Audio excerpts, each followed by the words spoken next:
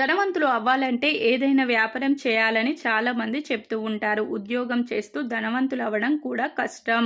ఆ విషయం తెలుసుకున్న కొంతమంది మంచి జాబ్స్ వదిలేసి వ్యాపారాలు ప్రారంభిస్తూ ఉంటారు. చాలా కష్టపడి వ్యాపారాన్ని లాభాల్లోకి తీసుకువచ్చి కోట్లు ఆర్జిస్తుంటారు. ఆ కోవలోకి వస్తుంది ఒక మహిళ. పాకిస్తాన్ నుంచి వచ్చి అమెరికాలో స్థిరపడిన ఆ మహిళ పేరు జోరిస్ కబానీ. ఆమె 2022లో తన జీవితాన్ని పూర్తిగా మార్చేసుకుంది.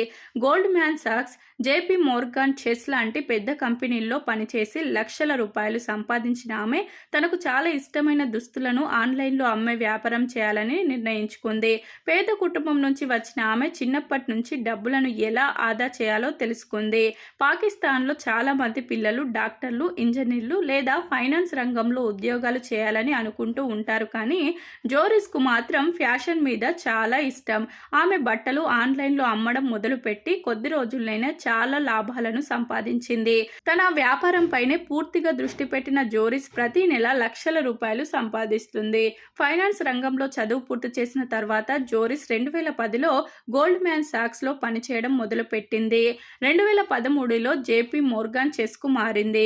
పెద్ద కంపెనీల్లో పనిచేస్తున్నప్పటికీ ఆమె తన పనిలో సంతోషంగా లేదు. 2022 ఏప్రిల్లో ఉద్యోగానికి రాజీనామా చేసింది.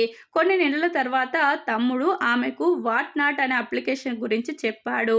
ఆ అప్లికేషన్లో యూజర్లు లైవ్గా వస్తువులను అమ్మవచ్చు. జోరిస్ ఆ అప్లికేషన్లోని మహిళల ఫ్యాషన్ విభాగం గురించి తెలుసుకొని దానిలో చాలా ఆసక్తి పెట్టింది. ఒక నెలలోనే ఆమె తన పేజీ జేకే స్టైల్స్ మొదలుపెట్టింది. దీని ద్వారా ప్రతి నెల 84 లక్షల రూపాయలు సంపాదిస్తుంది.